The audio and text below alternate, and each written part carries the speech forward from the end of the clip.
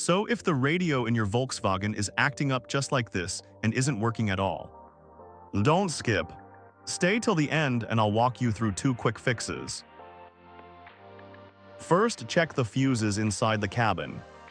On this Volkswagen Caddy, the fuse box is right under the steering wheel. If the fuses are all good, go ahead and pry off that plastic trim piece like you see in the video.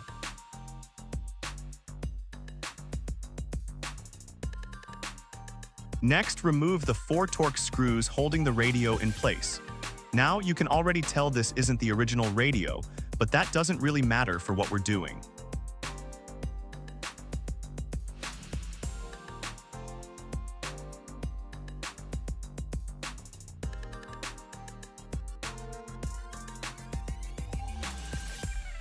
Once you get the screws out, gently pull the radio forward.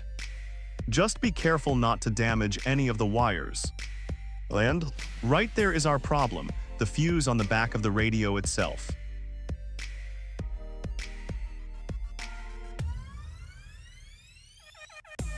You can see exactly where it is in the video. It's just a little 10-amp fuse. And as you can see, this right here is the reason the radio isn't working.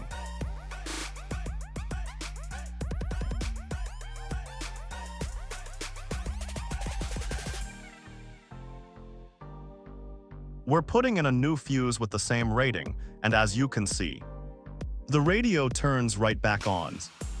Now we just slide the radio back in, tighten the screws, and snap the trim back on. I hope this video was helpful.